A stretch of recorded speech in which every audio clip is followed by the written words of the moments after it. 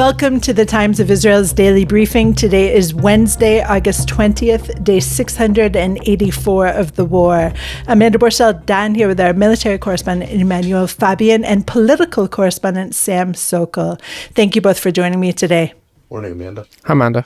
The IDF's operational plan to take over Gaza City has been approved by Defense Minister Israel Katz. Manny will fill us in on what we know so far about its rollout and how much manpower is expected to be deployed. Sam is here and will fill us in on stepped-up efforts from Israel's ultra-Orthodox sector to evade the draft, as well as additions to the state budget in light of the war, including some 1.6 billion shekels earmarked for humanitarian aid in Gaza. So all of this and more when we're back.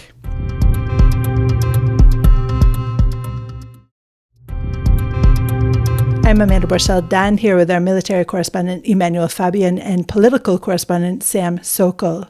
Two Israeli officials told the Times of Israel yesterday that Jerusalem is studying the proposal for a phased hostage-ceasefire deal that Hamas on Sunday said it had agreed to. This comes as Defense Minister Israel Katz approved the army's plans for the takeover of Gaza City yesterday. The plans are set to be presented to Prime Minister Benjamin Netanyahu tomorrow. But starting today, some 60,000 Israeli reservists are set to begin to receive call-up orders, which would come into effect in about 2 weeks' time. So, Manny, what can you tell us so far about the Gaza City operation, which I believe they're currently calling Gideon's Chariots B? Yeah, that's correct. They couldn't come up with a more original name, but mainly because army officials are saying that it's more of a continuation of the previous offensive, but this time focusing only on Gaza City. So in terms of the reservists, you mentioned 60,000. So the 60,000 are being called up in several waves. So we'll see from September 2 that 40 to 50,000 reservists will be showing up for duty.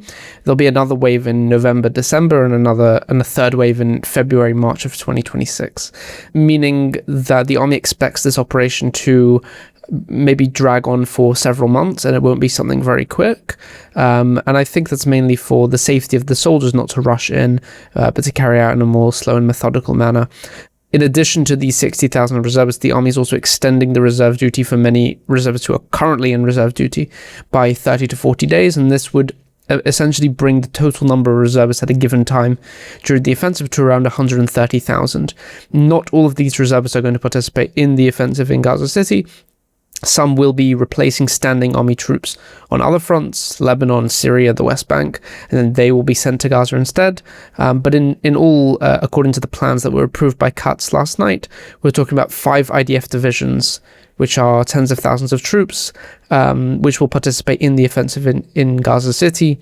This includes 12 brigade-level teams, so it's teams of infantry, armored forces, artillery, combat engineering, combat support, and also the Gaza Division, the regional division on the border, with its northern and southern brigades, are also set to participate in this offensive. So it's quite a significant amount of troops that will be involved in this offensive.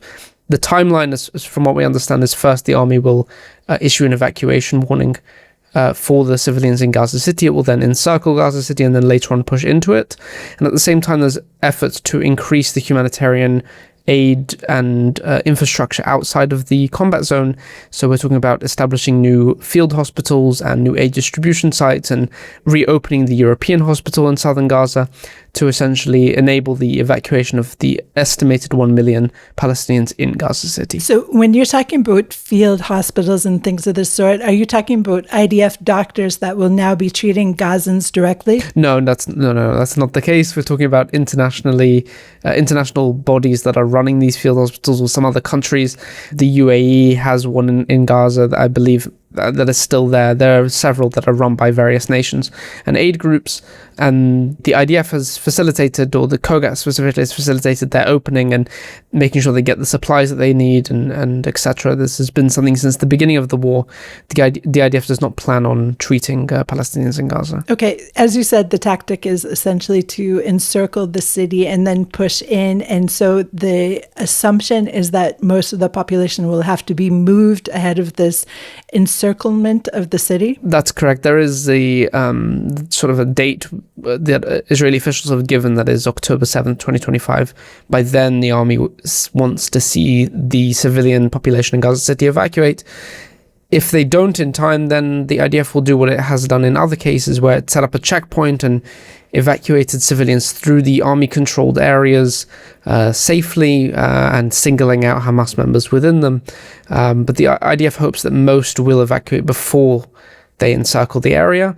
Of course, that also leads to the fact that many Hamas operatives will likely flee with the civilians. And as we mentioned on Monday's podcast, already there are operations in the outskirts of Gaza City, and already we're seeing civilians leaving the city. I heard reports of several who had taken their elderly parents from Gaza City, and they just want to have a preventative measure before this takeover is set to take place, which, again, as I mentioned at the top of the episode, there are still negotiation efforts on the table, and it's quite possible that, in fact, nothing will happen. We just don't know at this point. So, Manny, you filled us in on what we do know about the plan. And while you're here, I want you to talk to us a little bit about a very strange occurrence that happened on Monday, in which a group of settler activists, including young children, crossed the border into Syria in an attempt to establish a new settlement in land that is currently held by the Israel Defense Forces. There's still this buffer zone here between Israel and Syria. And the military said troops were dispatched to the scene across the border town of Alonei Habashan. So tell us what you can about this incident of settlers trying to settle Syria. Yeah, it is quite a bizarre incident. We're not talking about more than maybe a couple dozen people that crossed the border, but with their young children, and they were, they set up they erected a sign there, and they were dancing, and I don't think it was that serious that they were going to build something there, mainly just sort of to try and make a point. There was a news report that said that they plan to stay in Syria for a prolonged period, but of course the army caught up to them very quickly and took them out. We saw something similar in December in Lebanon as well. A group of Israelis went into Lebanon and in IDF-controlled territory and tried to set up a tent or something, and the army cleared them out. This isn't, a very popular thing. It's not supported by even most settler groups. It's a very fringe sort of thing to advocate for settlement inside Lebanon and Syria.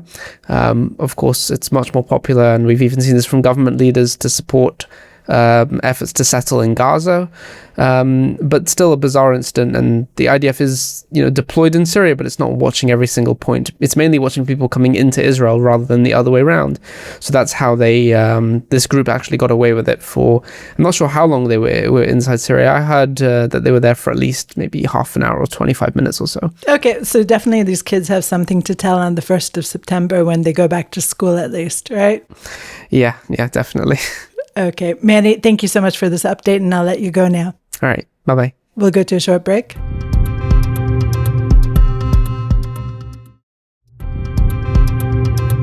And we're back. I'm Amanda Borschel-Dan, here with our political correspondent, Sam Sokol. Last night, Prime Minister Benjamin Netanyahu's government voted to approve a 31 billion shekel increase to the 2025 state budget. That's 9 billion American dollars. 1.6 billion of that, 473 million American dollars, will go toward humanitarian aid for Gaza. But most of the increase will primarily go toward defense spending and will be accompanied by an across-the-board cut of 3.35% of ministerial budgets.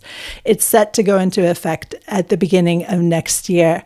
Sam, let's start by talking about the money that's earmarked for humanitarian aid, which I believe angered some members of Netanyahu's cabinet, as well as opposition figures such as Yisrael Beitenu chairman Avigdor Lieberman.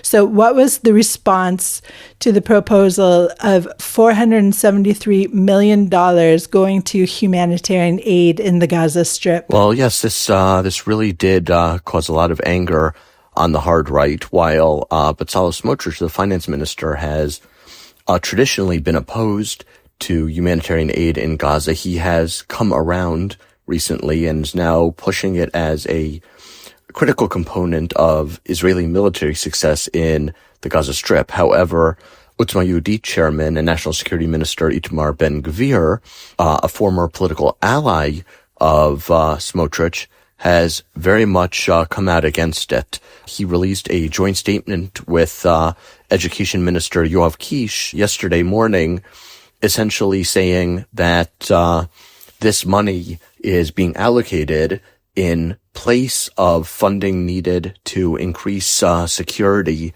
at Israeli schools, something that Kish has said as recently as yesterday afternoon could postpone the opening of the 2026 school year. By the same token, as you mentioned, Avigdor Lieberman, who is the chairman of the hawkish Yisrael Beitenu opposition party, accused the Israeli government of essentially paying taxes to Hamas.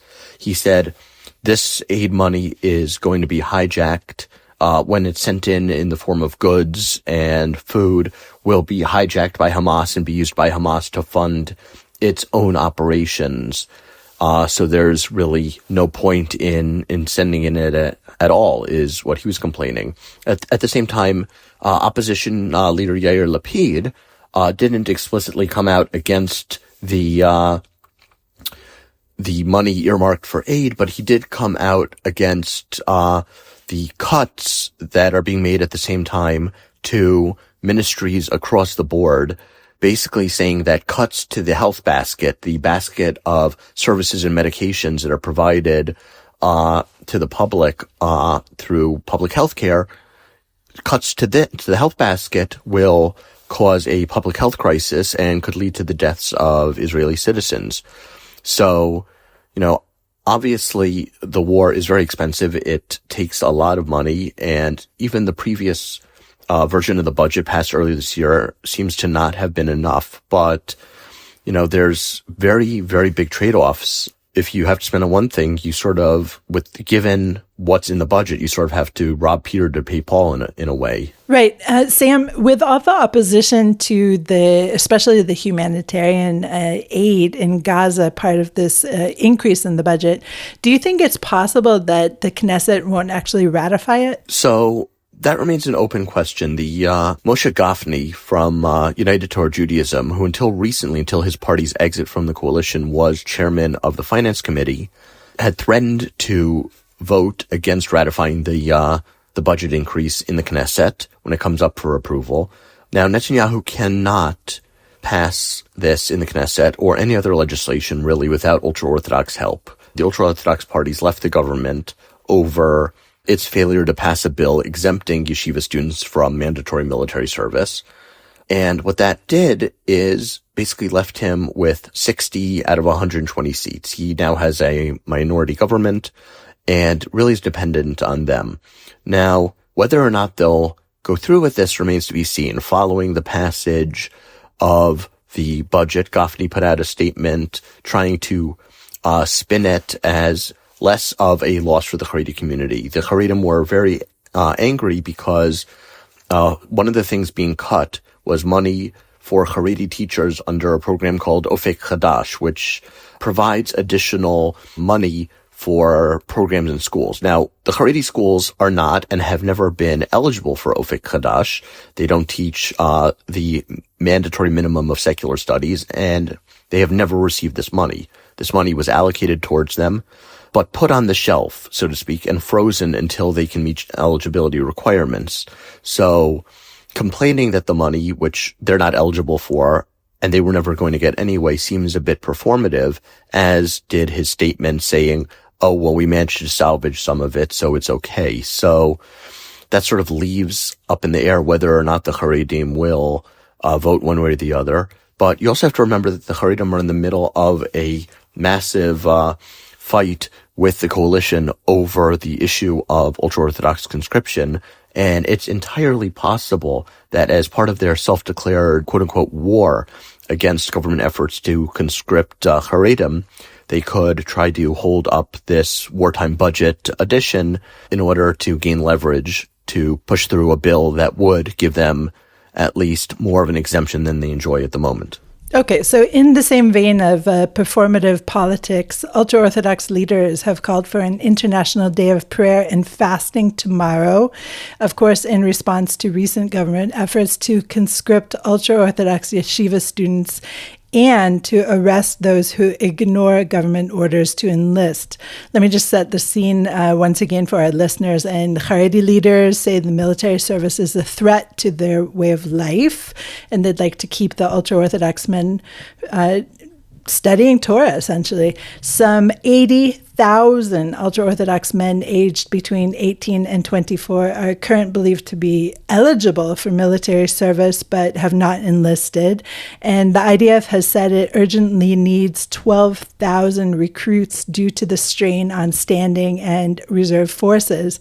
I'll just remind our listeners, of course, that this week there is a get-out-of-jail-free card from the Army for any who have dodged the draft and who are going to be sent to jail for dodging the draft. So anyone listening who has dodged the draft can go into the conscription center and conscript this week for free with no penalty.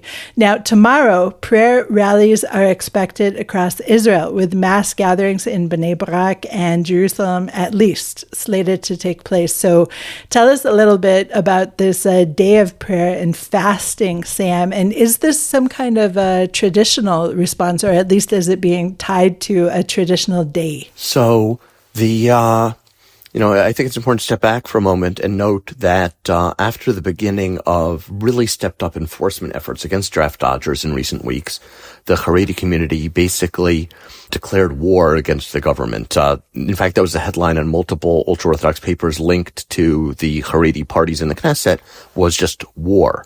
The top rabbis have said, we're opening up a war against the government on this, in the middle of a very real war against Hamas.